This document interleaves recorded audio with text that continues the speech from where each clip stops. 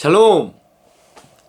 여러분, 우리는 이렇게 뉴스를 보면서 또 돌아가는 세태를 보면서 들리는 그 소문들을 들으면서 이렇게 이야기해요. 도대체 세상이 어떻게 되려고 이러는 거냐? 뭐가 이렇게 혼란스럽냐? 사람들은 왜 이렇게 악해지는 거냐? 뭐 코로나 말할 것도 도대체 이건 언제 끝나는 거냐? 이제 사람들이 두려움을 넘어 이제 지쳤다 그래요. 뭐 코로나 블루라 그래서 이제 우울증 그것을 넘어서 이제 뭐 사람들이 거의 자포자기. 도대체 이게 왜 이러는 거냐는 거죠. 왜 이러는 거냐? 그런 질문을 했던 선지자가 있었습니다. 그 이제 구약 성경의 하박국이라는 선지자인데요. 이름도 이제 우리나라 식으로 되게 특이하죠. 하박국. 그렇죠. 하박국서에 보면 이 하박국 선지자가 하나님께 이렇게 부르짖는, 심지어 이렇게 성루에 올라 팔짱을 끼고 하나님을 향해 막 삿대질을 하고 거의 이 정도의 뭔가 이제 굉장히 현실이 불만이었고, 도대체 왜 이런지 하나님을 향해서 정말 따지고 싶은 거예요. 그런 마음 들지 않습니까? 이 선지자는 담대하게 용감하게 하나님을 향해 따졌어요. 정말로 도대체 세상이 왜 이 꼴이냐고, 이 코로나는 언제 끝나는 거냐고 속 시원하게 외쳤던 선지자가 하박국 선지자입니다. 이렇게 보면 하박국 1장 2절, 여호와여, 내가 부르짖어도 주께서 듣지 아니하시니 어느 때까지리이까? 내가 강포로 말미암아 외쳐도 주께서 구원하지 아니하시나이다. 도대체 왜 이렇게 악한 것들이 많고 세상은 이렇게 돌아가고 내가 기도를 안 했습니까? 하나님? 왜 하나님 응답하지 않으시는 겁니까? 이러고 있는 거예요. 어찌하여 내게 죄악을 보게 하시며 패역을 눈으로 보게 하시나이까? 겁탈과 강포가 내 앞에 있고 변론과 분쟁이 일어났나이다. 우리의 현실도 다르지 않습니다. 이러므로 율법이 해이하고 정의가 전혀 시행되지 못하오니 이는 악인이 의인을 애워쌌으므로 정의가 굽게 행하여짐이니이다. 오히려 하나님의 뜻대로 살려고 하는 사람들은 더 고통을 당하고, 도대체 교회를 다닌다고 하는 사람들 중에도 의인이 있는지 잘 모르겠고, 의롭게 사는 사람들은 오히려 악인들에 의해서 끊임없이 고통당하는 뭔가 이 악한 현실, 이거 어떻게 할 거냐는 거예요. 하나님을 향해서 따지는 거예요. 하나님이 뭐라 답을 하세요? 그런데 만족스럽지 않았던 것 같아요. 그래서 13절에 또 이렇게 얘기해요. 주께서는 눈이 정결하심으로 악을 참아 보지 못하시며 패역을 참아 보지 못하시거늘 어찌하여 거짓된 자들을 방관하시며 악인이 자기보다 의로운 사람을 삼키는데도 잠잠하시나이까? 도대체 하나님이 어디 있습니까? 하나님의 공의는 어디 있습니까? 악한 자는 더 악해지는데 왜 저들은 더 잘되며 좀 살아보려고 하는 자들은 더 가난해지고 더 힘들어지는 겁니까? 하나님, 어떻게 된 겁니까? 왜 믿는 자들이 고난을 당합니까? 왜 좀 해보려는 자들이, 왜 기도를 하는데도 응답도 없으시고 그들의 고난은 끝나지 않는 것입니까? 17절, 그가 그물을 떨고는 계속하여 여러 나라를 무자비하게 멸망시키는 것이 옳으니까? 옳으니까 막 이러고 있는 거예요. 이게 말이 됩니까, 하나님? 하나님 어디 있는 겁니까? 정말 계시기는 하는 겁니까? 왜 내 기도에 응답하지 않으십니까? 왜 현실은 이 모양 이 꼴로 돌아가는 겁니까? 이렇게 따지는 거예요. 살다 보면 이렇게 절망스러울 때가 있죠. 특히 그것이요, 나하고 연결될 때. 뭐 저들이 100억을 해먹건 1000억이 해먹건 1000억을 해먹건 솔직히 큰 느낌이 없는데, 내가 정말 중고나라에서 10만원짜리 사기 하나 당하면 이게 왜 이렇게 악한 세상인가 뭐 이러잖아요. 우리가 이렇게 피부로 그 악인들의 악, 세상의 불의, 이런 것들을 경험할 때가 있단 말이에요. 우리가 정말 장사를 한번 해봐도 내가 뭐 이렇게 정말 정직하게 하는 것도 어렵지만 나름 정직한다고 하는데 잘 안 되고, 또 오히려 현실적으로 타협해서 하는 사람들은 더 잘 되는 것 같고, 막 이런 내가 피부로 와닿는 그런 불의를 경험하고 불공평함을 경험할 때 이게 되게 굉장히 화가 나는 일이잖아요. 이럴 때 우리는 하나님을 향해서 처음엔 기도를 하고 도와달라고 하지만 응답은 없고 고난은 지속되고, 하나님을 향해 정말 따지고 싶은, 삿대질이라도 하고 싶은, 소리라도 지르고 싶은. 보세요. 2장 1절, 내가 내 파수하는 곳에 서며 성루에 서리라. 그가 내게 무엇이라 말씀하실는지 기다리고 바라보며 나의 질문에 대하여 어떻게 대답하실는지 보리라 하였더니 성루에 서리라. 뭐예요? 서서 팔짱을 끼고 대답 좀 해보세요. 내가 묻잖아요. 내가 지금 따지고 있잖아요. 대답 좀 해보세요. 뭐 이러고 있는 거예요.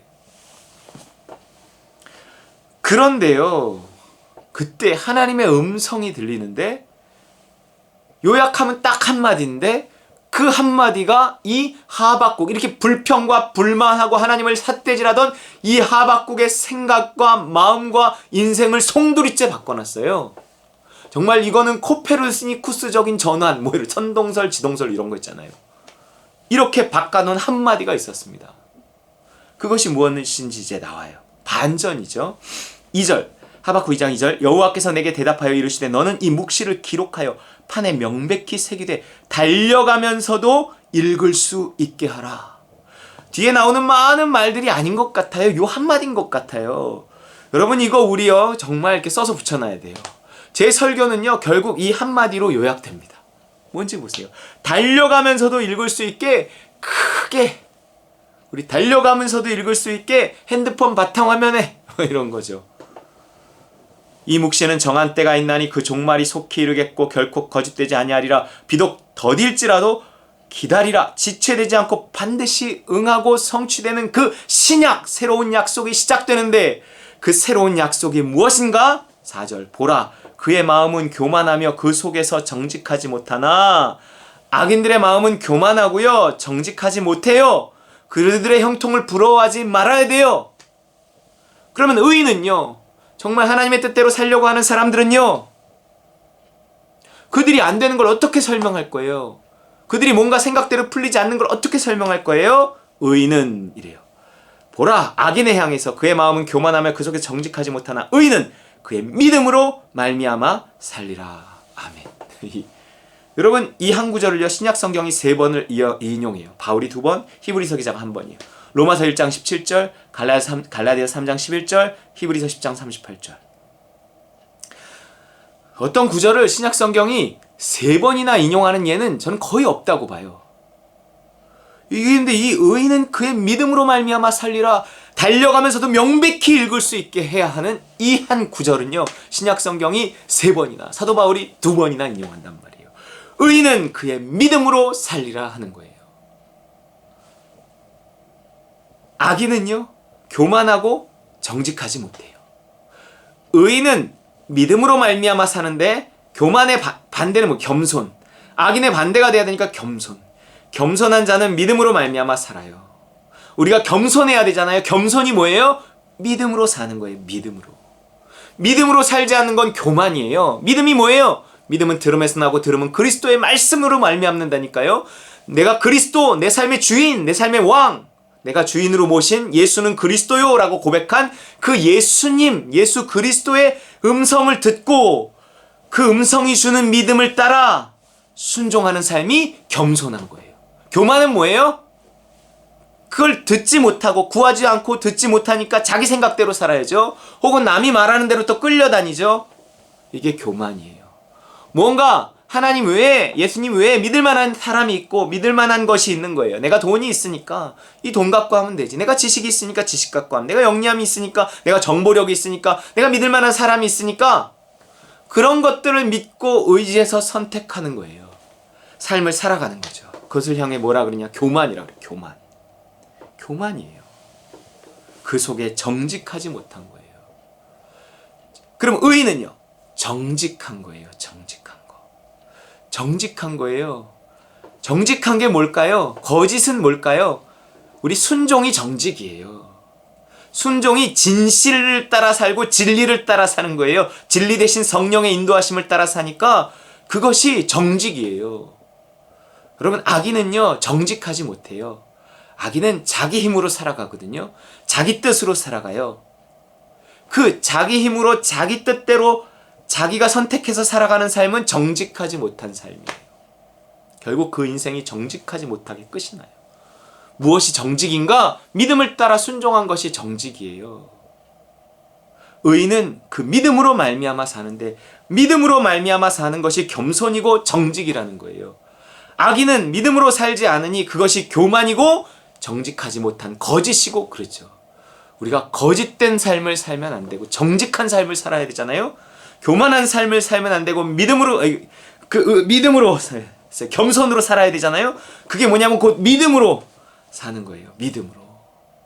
믿음으로 사는 사람이 겸손하게 사는 사람이고 정직하게 사는 사람입니다. 그게 의인입니다. 의인. 전 딴 거 몰라요.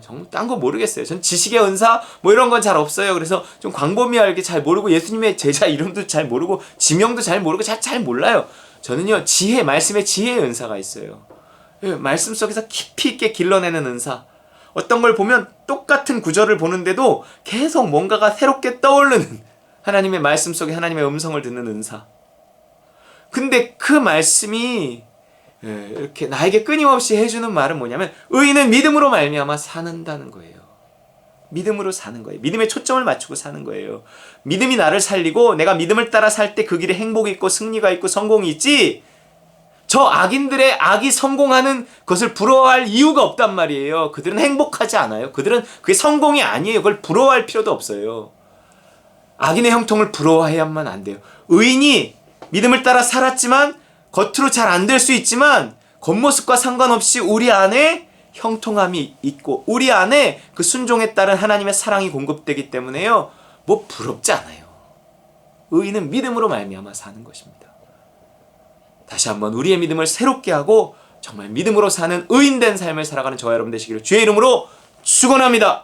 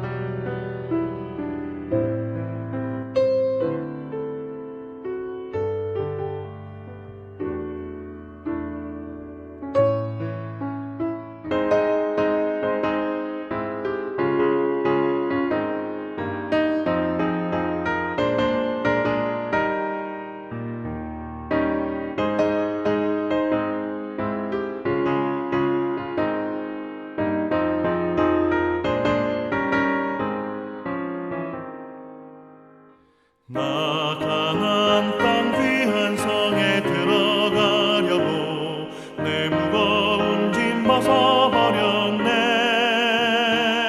죄 중에 다시 방황할 일 전혀 없으니 저 생명 시냇가에 살겠네.